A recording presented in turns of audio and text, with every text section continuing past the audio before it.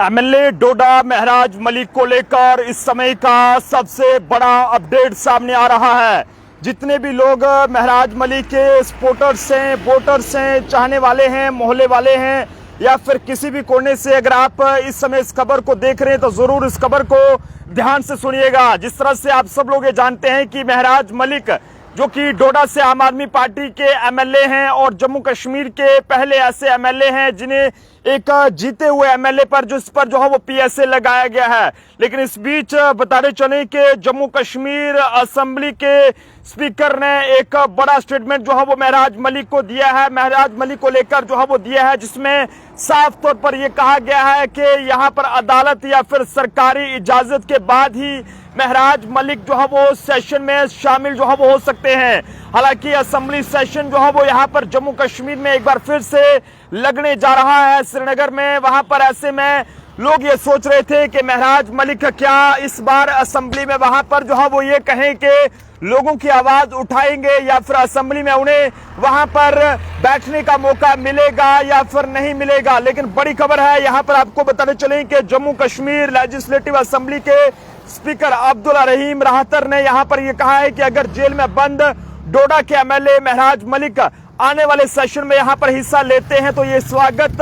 योग्य कदम होगा। लेकिन उन्होंने ये साफ किया है कि ये फैसला अदालत या फिर सरकार पर निर्भर करता है। हालांकि राहतर ने यह भी कहा है कि महराज मलिक को कानूनी प्रोसेस से अनुमति जो है वो इजाजत लेनी होगी, जिसके बाद वो इसमें जो है वो शामिल हो सकते हैं। हालांकि आपको एक बार फिर से बताने चलें कि महराज मलिक जो कि हमेशा लोगों की बात करते हैं और ऐसे में पिछले दिनों पीएससी के तहत उन्हें जो है वो वहां पर भद्रवा जेल में भेजा गया था और उसके बाद कठुआ जेल में बंद किया गया है। तमाम उनके वकील जो है वो इस केस को लड़ रहे हैं। लेकिन ऐसे में आम आदमी पार्टी की जो ये कहें कि सीनियर लीडर्स हैं वो इस पर अब तक जो है वो कहीं ना कहीं खामोश जो है वो नजर आ रहे हैं। ऐसे में जम्मू कश्मीर असेंबली के लेजिस्लेटिव असेंबली के स्पीकर अब्दुल्ला रहीम राहतर ने यह कहा है कि अगर जेल में बंद एमएलए डोडा महराज मलिक आने वाले असेंबली सेशन में इसमें हिस्सा लेते हैं तो एक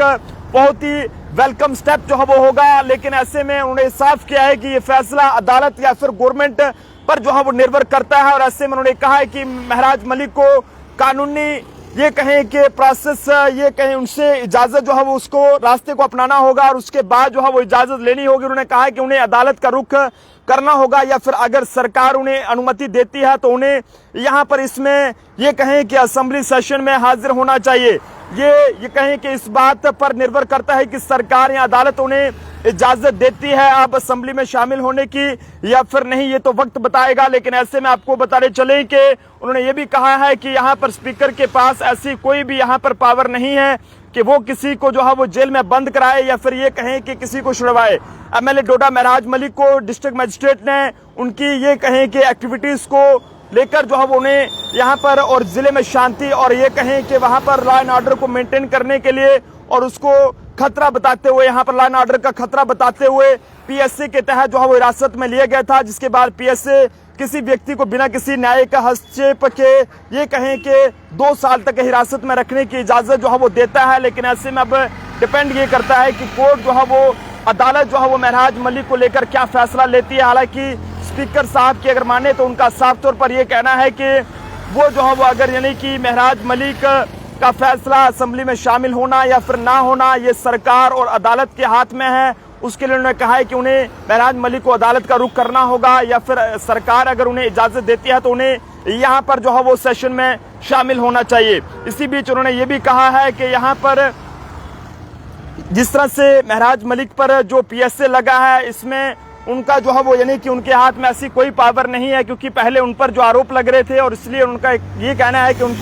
उनके हाथ में ऐसी कोई पावर नहीं है, कोई उनके पास ऐसी शक्ति नहीं है कि वो एक एमएलए पर जो है वो पीएसए लगाएं या फिर उसे बाहर निकलाएं। हालांकि अदालत के हाथ में है और हमें अदालत का इंतजार करना होगा उसके फैसले का कि अदालत महराज मलिक को लेकर आगे के लिए जो है वो क्या कुछ फैसला लेती है। फिलहाल आप सब लोग भी जरूर बताएं क्या महराज मलिक को जम्मू कश्मीर में यहाँ पर जो असेंबली सेशन अब लगेगा इसमें महराज मलिक को शामिल होने की इजाजत मिलनी चाहिए या फिर नहीं। देखते रहे जम्मू ट्रिब्यून, कैमरा पर्सन अभिषेक के साथ नरेंद्र सिंह ठाकुर, जम्मू।